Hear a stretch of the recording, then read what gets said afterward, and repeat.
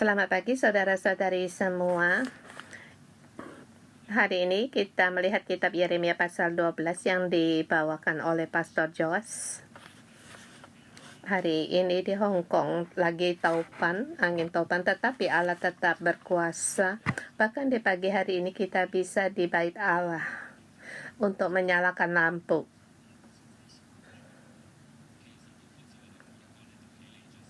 Sesungguhnya Allah memanggil kita semua orang untuk bangkit menjadi nabi, untuk mendengar suara Allah dan juga membawa petunjuk Allah atau penglihatan dari Allah untuk diberitakan di bumi. Dan bagi kita sesungguhnya juga semua adalah nabi, dan juga kita orang yang percaya kepada Tuhan, kita harus menerima jiwa nabi. Dengan tema hari ini, yaitu percaya Allah berkuasa dan percaya pada janji Allah pasti akan digenapi. Di pasal 11 katakan Allah berkata kepada Yeremia, "Aku dengan umatku, di situ ada perjanjian, yaitu waktu aku membawa mereka keluar dari Mesir, di situ aku berjanji kamu akan menjadi umatku dan aku akan menjadi umatmu dengan satu persyaratan, yaitu kalian harus mendengar perkataan-perkataanku." Tapi bagi Yeremia, kenyataan ia menghadapi serangan. Di Yeremia pasal 1-11, Allah menggunakan mulutnya Yeremia untuk menyampaikan berita roh surgawi atau rohanian. Di pasal 11 menyatakan situasi yang nyata yang dihadapi oleh Yeremia. Jadi pasal di 11 ayat 21-22 di situ dikatakan ada orang-orang Anatot ingin mencabut nyawa Yeremia, yaitu orang-orang kampungnya, sekampungnya. Nabi di daerahnya sendiri, di kampungnya sendiri tidak diterima. Itu situasi dari Yeremia, dan dia terus memberitakan firman dari Allah dan menyatakan penghukuman bagi mereka. Tujuannya agar mereka bertobat, tetapi yang didapati yaitu menghadapi serangan yang besar.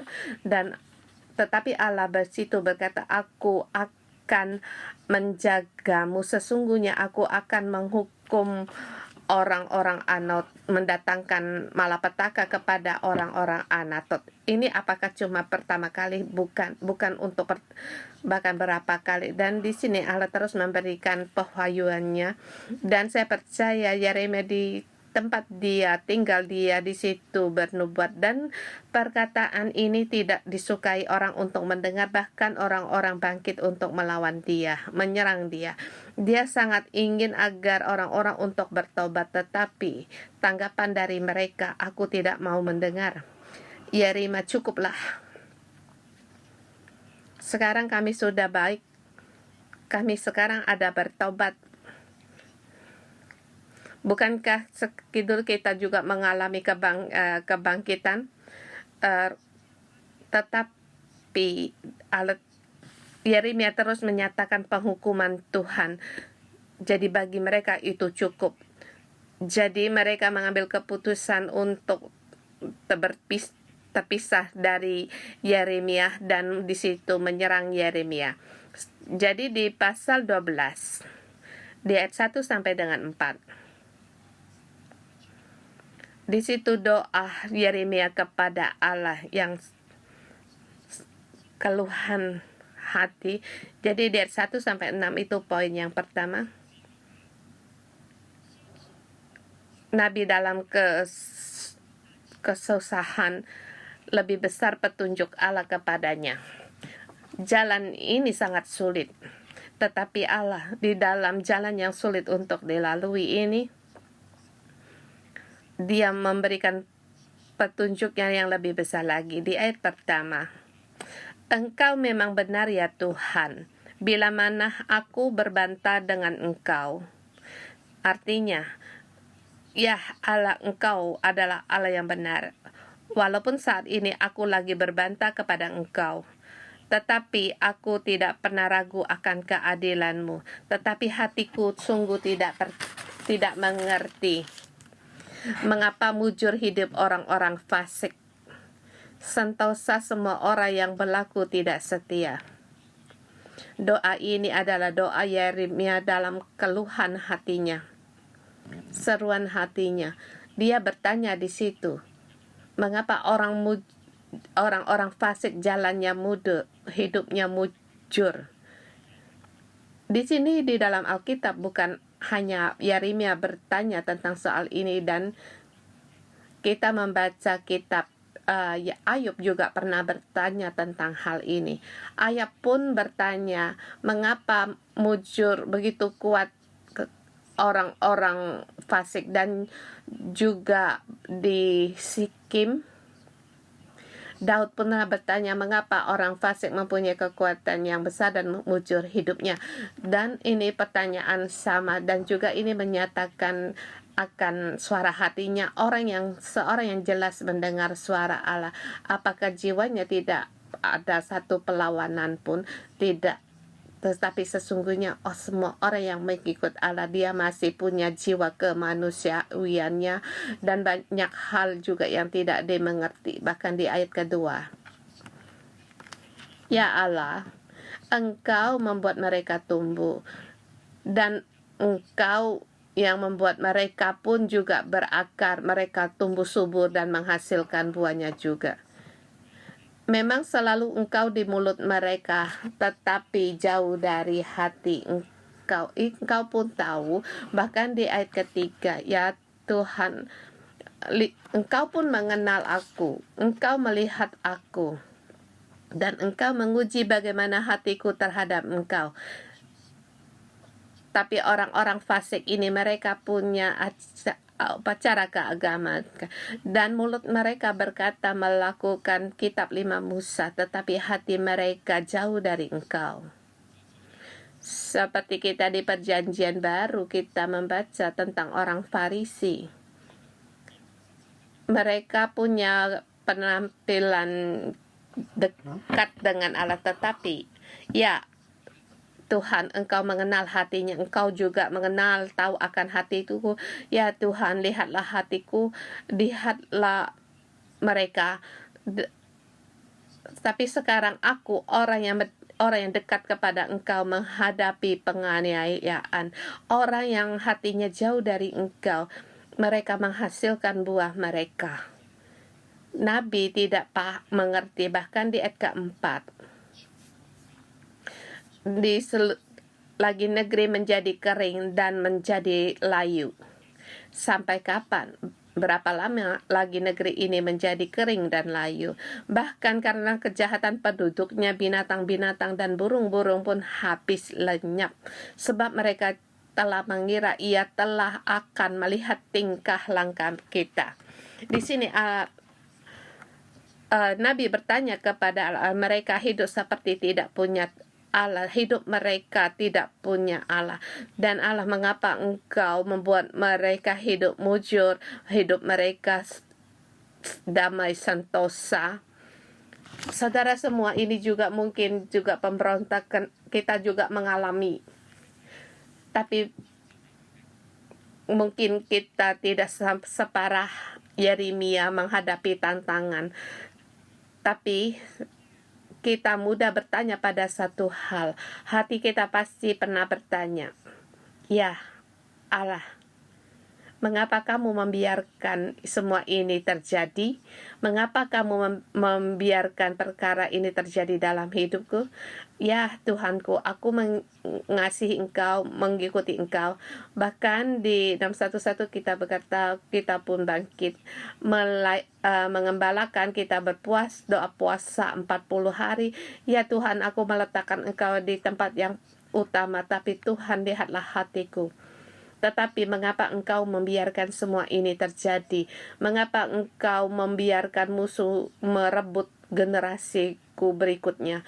Dan mengapa Engkau membiarkan musuh merebut generasi di atasku? Mengapa Engkau membiarkan gereja-gereja menghadapi perdebatan, pertikaian, Tuhan diserang. Bahkan mengapa engkau membiarkan di tempat kerjaku aku bersusah hati. Tapi kuncinya di ayat ke-5 dan 6. Bagaimana jawaban dari Allah? Ayat ke-5. Tuhan berfirman, jika engkau tidak berlari dengan orang-orang berjalan kaki dan engkau tidak dilelahkan, bagaimana engkau hendak berpacu melawan kuda? Dan jika di negeri yang damai engkau tidak merasa tentram, apakah yang akan engkau perbuat di hutan belukar sungai Yordan?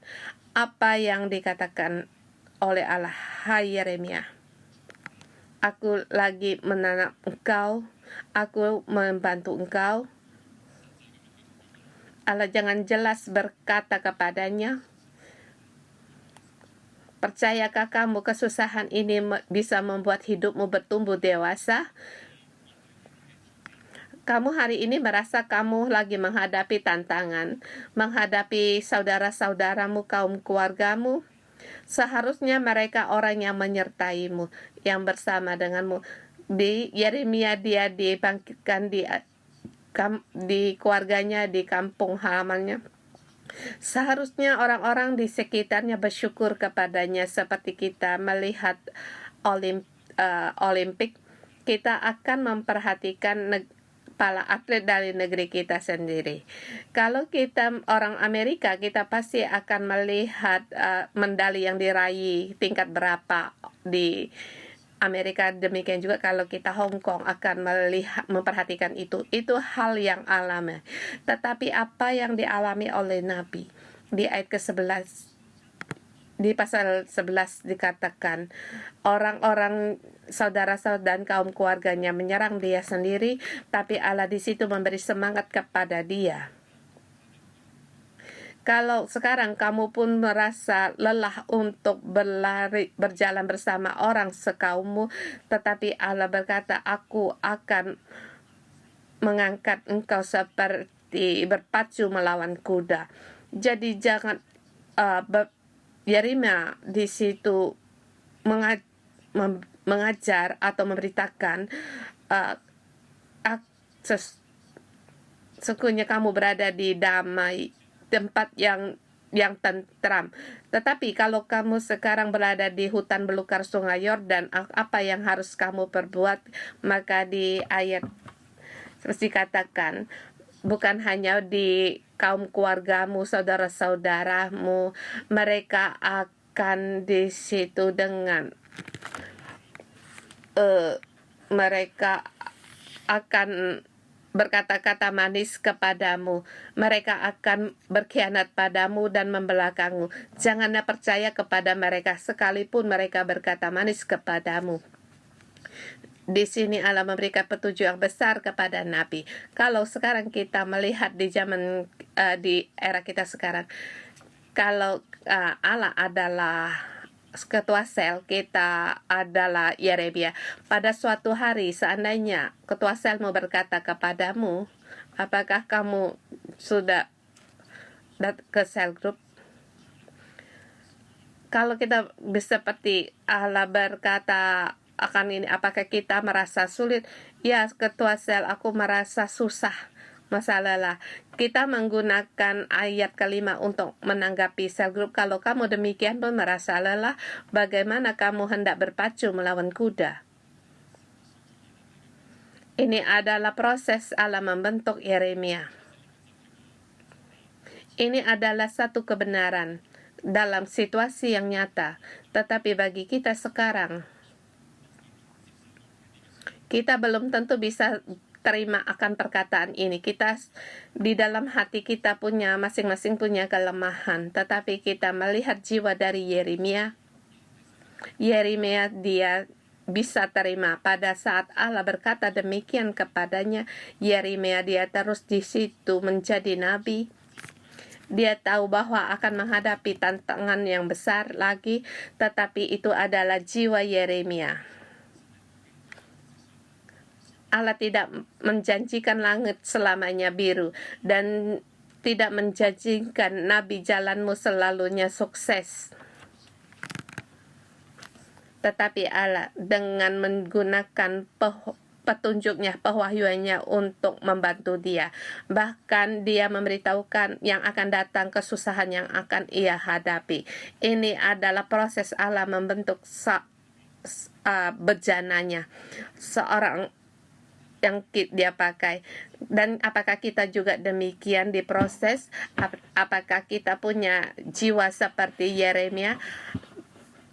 Atau apakah Allah bisa terus tegas untuk langsung berbicara kita lewat ketua sel kita, langsung mengingatkan kita untuk menolong kita?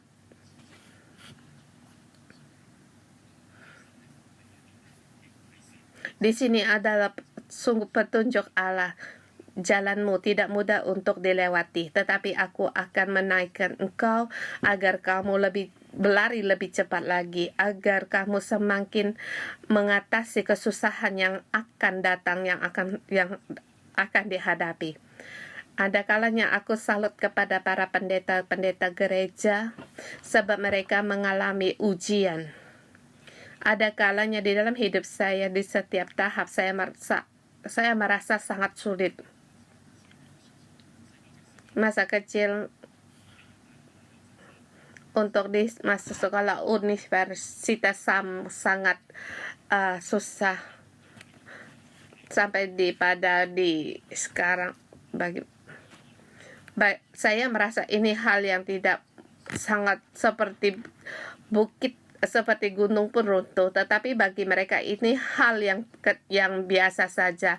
Seperti yang dikatakan oleh Pastor Adino, aku pun tidak sekolah di universitas, tetapi Allah memakai saya di luar apa yang saya pikirkan. Bahkan di dalam keluarga menghadapi keadaan kakak adik, maka di para pastor di situ juga memberikan hiburan pada saya, sebab mereka pun pernah menghadapi. Dan akhirnya ibu saya menghadapi kanker. Pastor Deborah di situ datang di hadapan saya. Aku pun mengalami 2 kali. Yang dihadapi memang itu seperti badai yang besar, tetapi Allah menggunakan bejananya, dia sendiri akan membentuk. Bahkan dia bisa menampung kehendak Allah. Saudara semua, kita harus punya jiwa yang demikian. Kita harus merindukan. Kita bukan merindukan kesusahan datang, tetapi kita merindukan punya jiwa yang demikian. Ya, memang akan menghadapi penganiayaan, tetapi dengan petunjuk Allah kita bisa mengatasi penganiayaan ini. Kiranya Allah terus berfirman kepada kita. Ayat poin kedua 7 sampai 13. Allah bukan tanpa belas kasihan, tetapi dalam penghakiman dia akan menunjukkan belas kasihnya. Di sini kita dapat melihat akan perasaan dari Allah. Di kitab Yeremia berulang kali Allah menyatakan penghakiman, tetapi apakah Allah tidak punya kasih lagi terhadap orang Israel? Pada saat proses kita menghadapi penghukuman, seperti tadi kita katakan, kita akan bertanya kepada Allah, mengapa engkau membiarkan perkara ini terjadi? Dalam menghadapi hal-hal yang menyedihkan, perasaan kita seperti sudah tidak ada Allah. Tetapi di sini kita lihat hati Allah. Allah demi umatnya, dia di situ merasa susah hati. Ayat ke-7, aku telah meninggalkan kediamanku dan telah membuang negeri milikku. Aku telah menyerahkan buah hatiku ke dalam tangan musuhnya. Allah di sini berfirman bahwa umatnya adalah miliknya, yaitu perjanjian di Keluaran pasal 19. Yaitu Allah menanggung kita di Raja Wali. Kita di antara bangsa menjadi miliknya, menjadi buah hatinya, menjadi umatnya. Bahkan Allah berfirman, dia kesayanganku, mereka adalah kesayanganku. Bahkan Allah sangat peduli pada Israel walaupun dalam penghukuman. Allah tidak meninggalkan mereka dalam ahmaranya, tetapi Allah sangat merasakan itu seperti terpaksa untuk menyerahkan mereka kepada musuhnya. Ayat 8 dan 9 dikatakan, milikku seperti singa. Ia di situ mengeras suaranya menentang aku, dan sebab itu aku membencinya. Dan negeri milikku sudah menjadi seperti burung belang bagiku. Burung-burung buas mengerumuninya.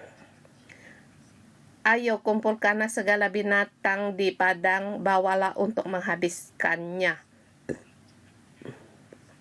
Di sini menyatakan di mata Allah para umatnya yang menantang dia.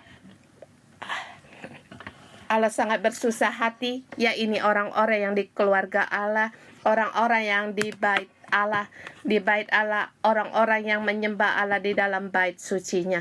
Tetapi mereka bangkit untuk menyerang Allah sendiri, menantang dia. Dan bahkan Allah berkata, aku akan menyerahkan ke mereka di tangan musuhnya. Di ayat 10, banyak gembala telah merusak kebun anggurku, memijak tanahku dan membuat tanah kedambaanku menjadi padang gurun yang sunyi sepi. Sebab tingkah laku mereka menghadapi penghukuman. Dari ayat 12, ya, mereka telah membuat sunyi sepi tanah berkabung di hadapanku. Sunyi sejak sekarang sekedap. Negeri ini tidak ada orang yang memperhatikannya. Allah berfirman, kamu hari ini menghadapi penghakiman, perkabungan ini, sunyi sepi ini. Kamu harus tahu mengapa kenapa bisa demikian. Sebab kamu membenci Allah. Bahkan dalam penghakiman ini kamu harus tahu, itu adalah penghakiman dari Allah, di dalam tangan Allah. Ayat 12,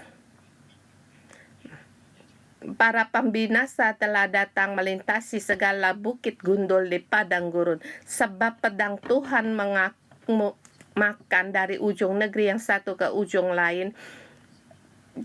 Penghakiman itu adalah pedang Tuhan. Dan sini kita bertanya pada satu hal, apakah penghakiman itu tidak ada peri kemanusiaan?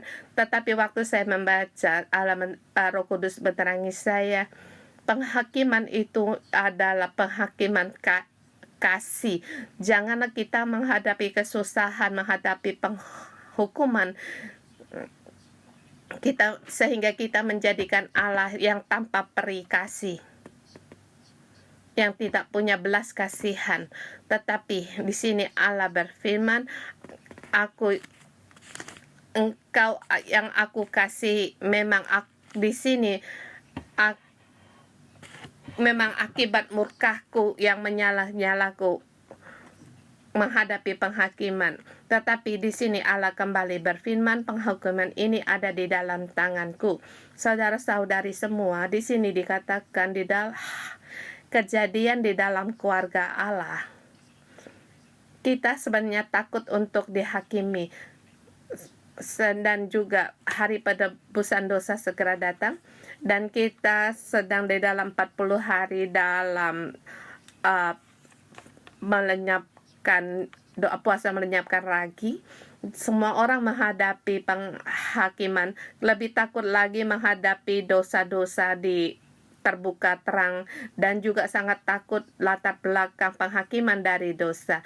Dan kita sangat takut masalah dalam hidup kita diketahui orang. Bahkan di dalam pengembalaan, kamu sangat takut anggota selmu akan masih menghadapi satu perkara ini. Sangat takut dalam orang rumah seketika ada sesuatu terjadi, dan ya Allah, penghakimanmu datang. Atau merasa, ya Tuhan, mengapa dalam perkara ini kamu tidak hadir? Tetapi kita harus tahu, setiap kali perkara ini terjadi, walaupun itu dalam gereja, hal kegelapan yang terjadi, baik itu anggota selmu atau dalam keluarga, kegelapan, perkara kegelapan datang, kita merasa seperti datangnya penghukuman Allah. Tetapi kita itu harus ingat, penghakiman itu hanya untuk penyelamatan. Penghukuman Allah bukan tanpa Allah. Walaupun kita menghadapi pedang itu seperti membelah hati satu bari kita disakiti oleh pedang itu. Saudara semua, kalau kita tahu pedang ini adalah pedang Tuhan, kita harus takut, dan lebih lagi kita harus merasa damai. Ini adalah masa uji dari Tuhan. Bahkan Allah bukan tanpa belas kasihan. Dia Allah yang penuh belas kasihan.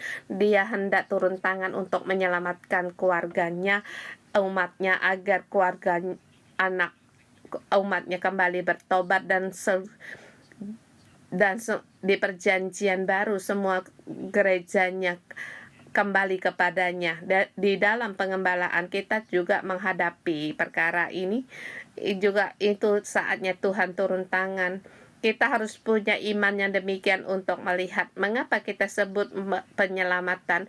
Kita lihat di poin yang ketiga ayat 14-17. Di seluruh bumi harus belajar untuk berjalan dalam jalan kebenaran Allah. Seluruh bumi harus belajar dan juga harus kembali jalan yang kebenaran yang kekal dalam Allah. Di sini bukan hanya berkata kepada Israel, sesungguhnya keselamat Allah dimulai dari Israel, kemudian sampai di sekitar bangsa-bangsa sekitar Israel. Mereka punya kesempatan untuk belajar akan kebenaran Allah, jalannya Allah. Di sini dikatakan mengenai Tuhan menggunakan bangsa-bangsa asing untuk menyerang Israel. Di sini Allah berkata kembali, aku akan mencabut mereka. Tapi setelah dicabut, aku akan menunjukkan kasih sayangku kepada mereka agar mereka kembali kepada masing-masing kemilik pusaka dan masing-masing ke negeri mereka.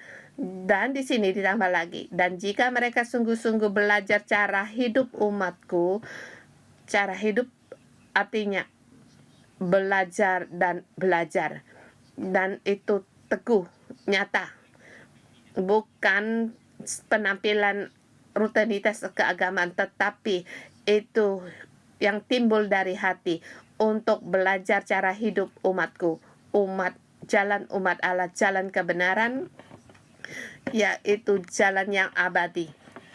Dan kemudian dia berkata, sesungguhnya aku bersumpah dengan namaku, demi Tuhan yang hidup.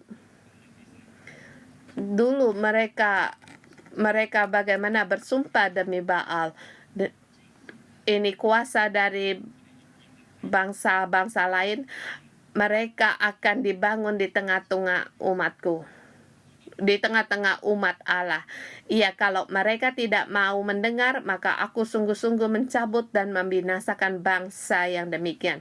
Tapi kalau mereka mendengar dan mereka sungguh berjalan dalam jalan Allah, aku akan membangun mereka menjadi bagian dari tengah-tengah umatku.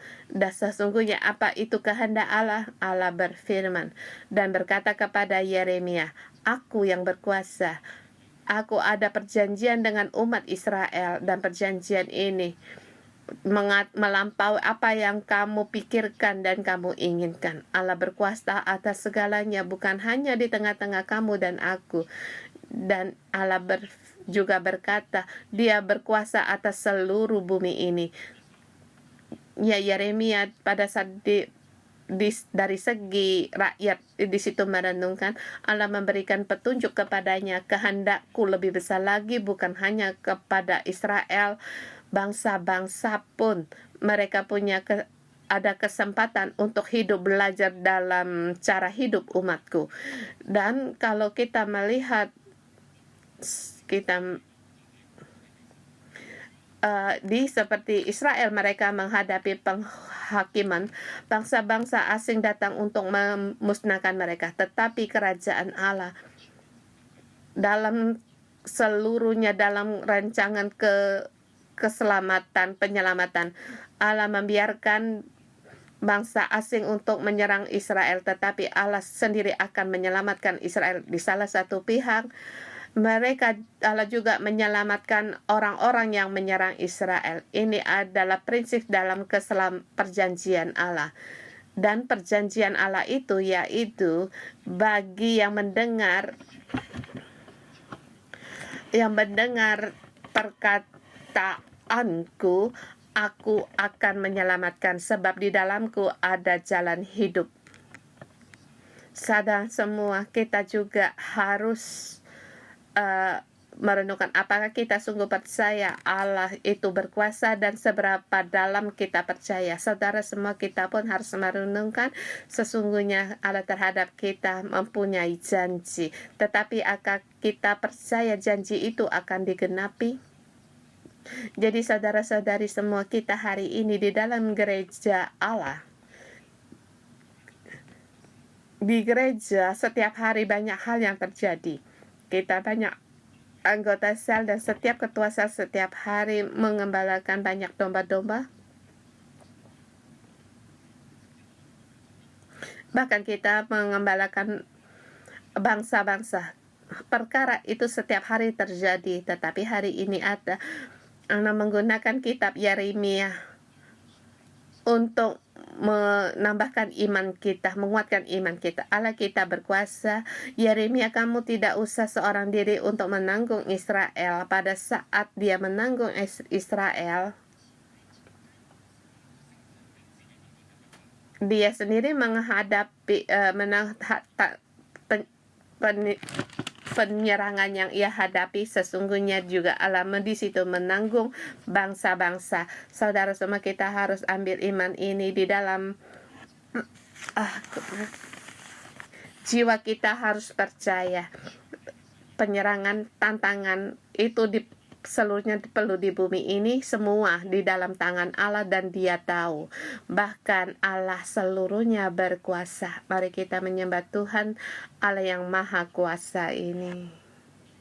Haleluya. Allah, Dia yang mengasihi kita.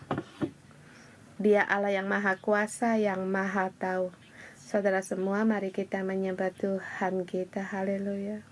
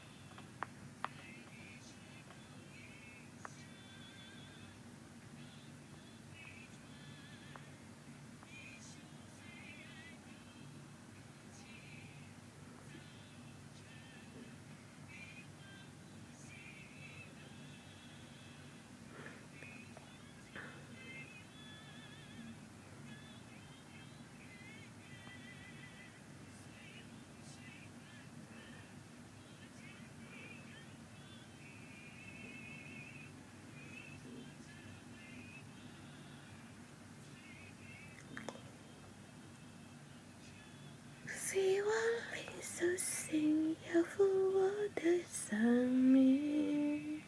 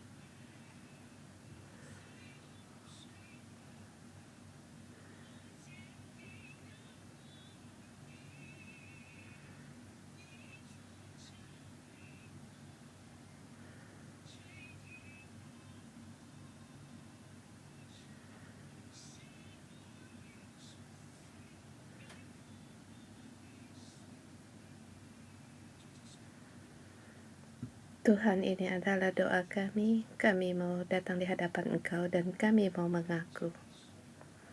Jiwa kami tertidur, hati kami mundur, bahkan mata kami melihat keadaan, melihat kesusahan, melihat penyerangan, penganiayaan. Kami melihat semuanya ini, sehingga kami merasa sulit untuk mengatasi kesulitan ini. Ampunilah mata kami tidak melihat Engkau Allah yang berkuasa di atas angin badai. Tuhan, kami datang di hadapan Engkau. Tuhan, mohon Engkau untuk menolong kami, agar jiwa kami terbangun, agar aku bisa bangkit kembali di hadapan Engkau, bangun kembali, sebab Engkaulah Tuhan, Allah yang Maha Kuasa. Tuhan, kami berterima kasih.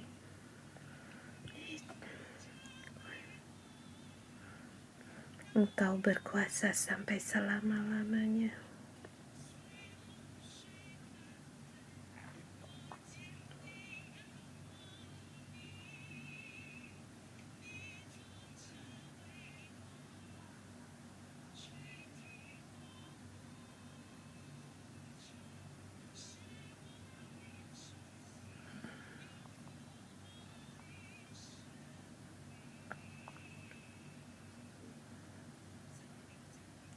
Tuhan, kami memuji Engkau.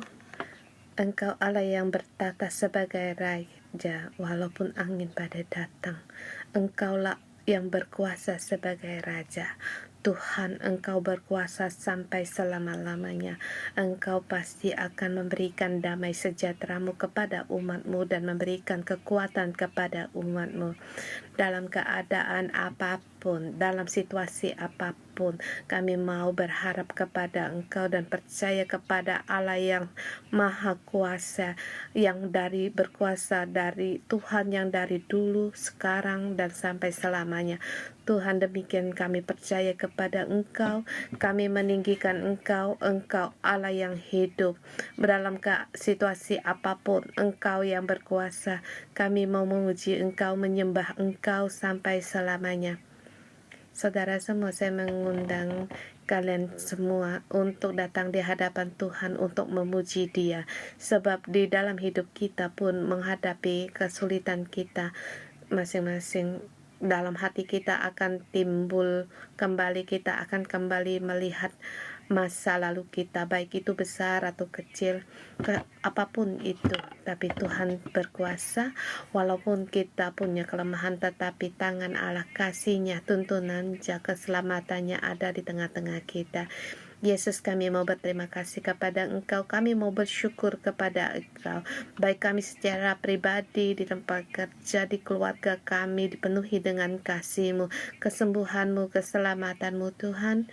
Kami melihat dan kami telah merasakan, dan kami sekarang mau bersyukur kepada Engkau. Engkau berkenan kepada syukur kami. Tuhan, kami berterima kasih kepada Engkau. Terima kasih Tuhan. Mari kita bersyukur kepada Tuhan.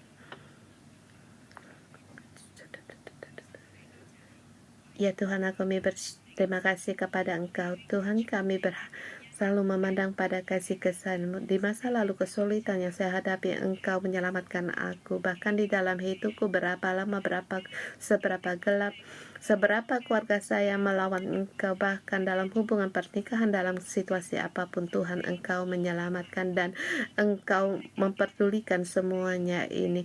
Bahkan dalam pengembaraan berapa sulit, tetapi Engkaulah yang berkuasa. Kami bersyukur kepada Engkau. Tuhan, aku tahu Engkau setiap saat berkuasa. Tuhan, kami mau mencurahkan isi hati kami di hadapan Engkau. Kami orang-orang yang mengikuti Engkau. Kami sungguh berterima kasih pada kasih-Mu yang tidak meninggalkan kami. Kami adalah yang Engkau kasihi dan semua anak-anak-Mu yang Engkau kasih. Tuhan, kami sungguh datang di hadapan Engkau. Ada kalanya kami tidak mengerti. Di dalam hati kami seperti sangat memberontak, bersusah hati. Situasi kesulitan di Hong Kong Bahkan di situ penuh dengan perhiatan, banyak ketidakadilan. Hati kami sungguh, kami sepertinya perasaan kami tidak normal, tapi kami tidak mengerti. Tetapi Tuhan kami tahu, hari ini lewat kitab Yeremia pasal 12 Engkau memberikan kami tahu di ayat pertama. Ya memang benar ya Tuhan, bila mana aku berbantah dengan Engkau, tetapi aku mau bicara dengan Engkau tentang keadilan-Mu. Tuhan, kami mau datang di hadapan Engkau. Yang kami lihat Tuhan, banyak hal yang tidak adil. Yang kami lihat banyak sekali kesulitan, baik di tempat kerja atau di dalam hidup kami atau dalam pengembalaan kami, baik itu di Hong Kong atau di negeri yang lain. Tuhan, kami banyak melihat dan kami itu juga berdoa, tetapi mengapa masih tetap demikian? Saudara semua, mari kita datang di hadapan Tuhan, beritahu kepada Dia ketidakmengertian kita, kesusahan hatimu apa. Tuhan ada di tengah-tengah kita dan Dia mendengar seruan kita.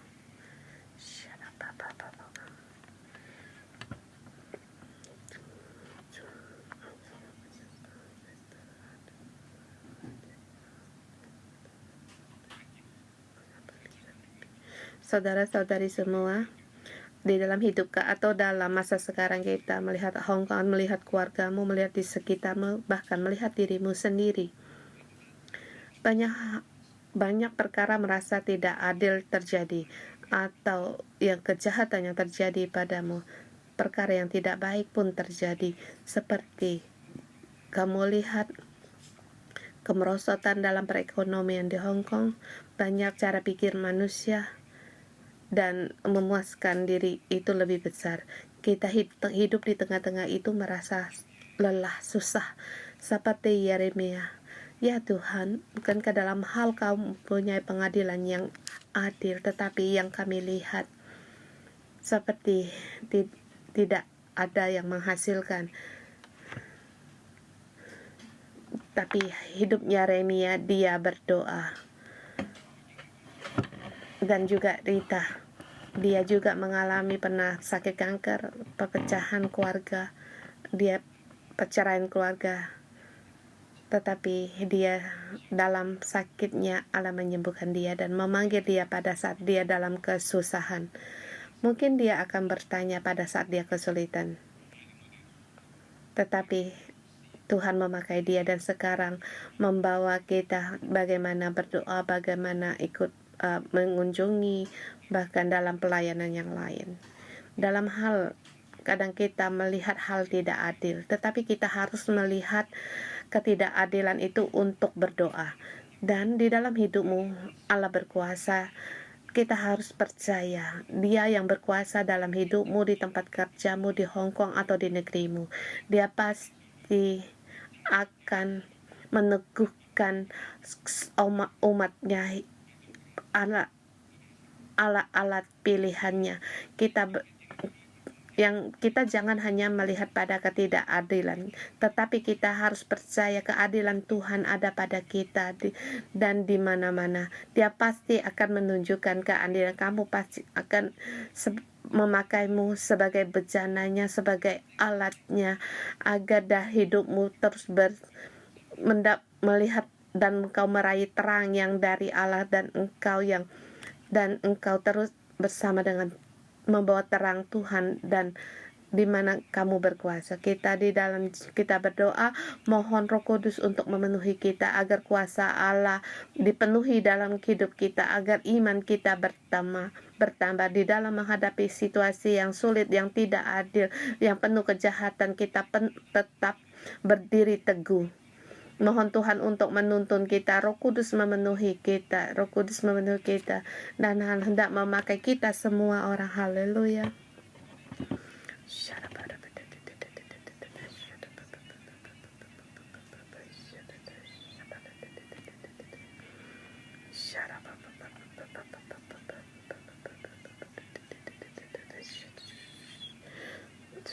Tuhan tahu akan hati kita. Walaupun banyak ujian dalam hidup kita, tapi Tuhan kami tetap berharap kepada Engkau. Sebab kami tahu Engkau Allah yang berkuasa. Banyak hal yang tidak kami mengerti, banyak kesusahan, tetapi hati kami tetap mau kembali kepada Engkau.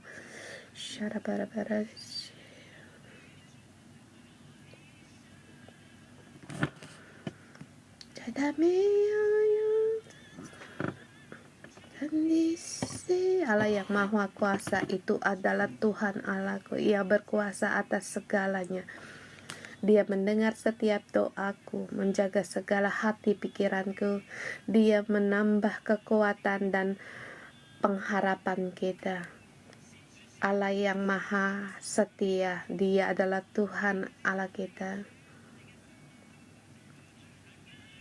Dia bisa mengubah aku segala kesesakan keresahan hatiku.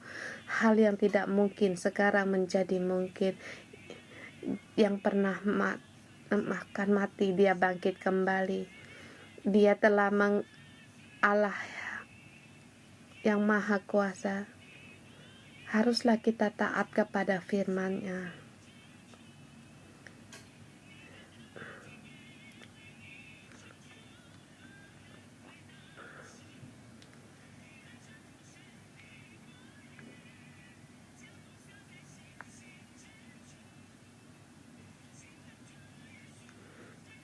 Kita percaya pada Yesus, segala hal kita sanggup.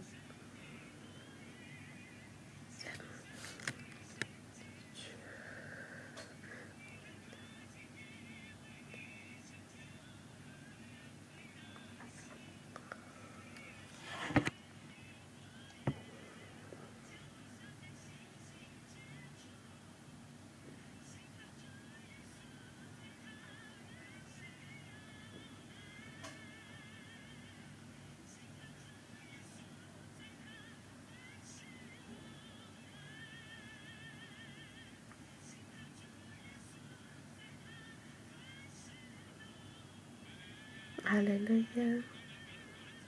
Kita di dalam Tuhan, kita sanggup dalam segala hal. Saudara semua, Allah berkuasa, dan kita pun akan menghadapi beberapa hari lagi kita akan menghadapi baptisan pantai, tetapi saat ini lagi ada angin taipun. Kita harus kita percaya Allah berkuasa. Walaupun hari ini taipun di sini 8, taipun itu akan berlalu, dan juga badai dalam hidupmu akan berlalu, kesusahan akan berlalu, segala hal dia akan berlalu. Sebab bagaimana kita bisa mengatasi semua, yang penting di dalam hatimu ada Allah. Kamu jangan mengejar dunia, jangan mengejar berhala, tetapi segenap hati carilah Tuhan Allahmu. Dia akan berkuasa di dalam hidupmu. Dan saudara semua, kita juga ini berdoa untuk baptisan pantai bagi mereka yang pada mempersiapkan hati mereka, dan juga Hong Kong, umat penduduk Hong Kong, mereka juga hati mereka harus kembali pada pertobatan. Biarlah Tuhan yang berkuasa di atas negeri kita. Kalian boleh berdoa untuk negeri kalian juga agar pertobatan bisa kembali kepada, dan Tuhan berkuasa di atas kita, dan Dia mengubah segalanya.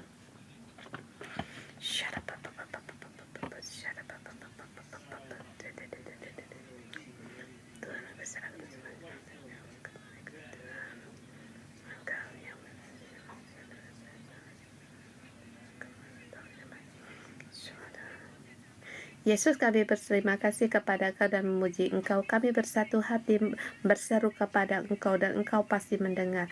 Tuhan, di setiap saat, di setiap waktu, sampai selamanya. Tuhan, kami serahkan dalam baptisan pantai yang telah kami tentukan, untuk baik itu percikan atau dalam baptisan pantai. Tuhan, dalam nama Yesus kami dirikan semua yang telah mengambil keputusan mereka, hati mereka tetap tegar, dan semua cuaca mereka tetap tidak goyah. Dan Tuhan, kami serahkan cuaca di hari itu kepada Engkau dengan segera, bahwa typhoon ini segera berhenti, dan juga di hari Minggu ini cuaca dengan baik dan juga situasi yang memadai, dan juga Engkau memberikan damai sukacitamu di tengah kami, dan kami melihat kemuliaan Engkau di pantai ini. Dalam kami nyatakan Hong Kong adalah milikmu. Salam Hong Kong, salam Hong Kong. Di Hong Kong ada Allah, sebab kami percaya Tuhan berkuasa atas Hong Kong, berkuasa atas semua hidup di semua gereja-gerejanya. Amin.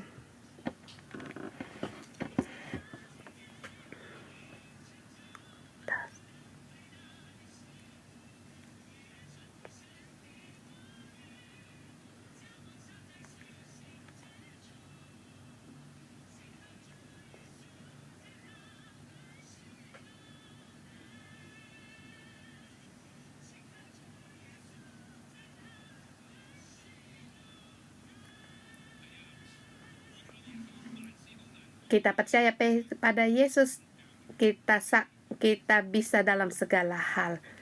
Kiranya Tuhan memakai hidupmu, Allah akan menuntun kita, sebab Dia adalah Raja kita. Kalau hidup kita, Allah sebagai Raja kita, Allah yang memerintah, kemuliaan kerajaan Allah. Allah tidak akan membiarkan tempat ini tidak dimuliakan. Berkat akan memenuhi bumi asal kamu bersedia menjadikan Yesus sebagai rajamu di rumahmu, di negerimu, akan dipenuhi dengan berkat dan kemuliaan Allah. Dan kiranya kita di hari Minggu ini, baptisan pantai di Hong Kong, Allah berkuasa sebagai Raja. Kiranya kemuliaan Allah ada di tengah-tengah ini. Mari kita terima berkat. Aku dalam nama Yesus Kristus memberkati kita semua, agar hidup kita menjadikan Allah menjadi Raja dalam hidup dan Tuhan dalam hidup kita. Kemakmuran Allah, kelimpahan Allah, damai sejahtera yang ada, penyertaan Allah, kesembuhan, kuasa Allah dan otoritas Allah ada di pada kita. Tuhan, aku menyambut Engkau sebagai Raja dalam hidupku, dalam menghadapi apapun, dalam badai apapun, baik hari cerah hari itu, tapi kami tetap berketetapan, Tuhan Engkau adalah Raja di atas segala raja, Tuhan di atas segala Tuhan dalam hidupku. Dan juga dalam baptisan pantai ini tuh, biar semua orang melihat Tuhan adalah Raja, Tuhan yang mengatasi angin badai. Tuhan, kami memuji Engkau, mendengar doa kami dalam nama Yesus Kristus. Haleluya, amin. Kita renungan pagi sampai di sini. Tuhan Yesus memberkati.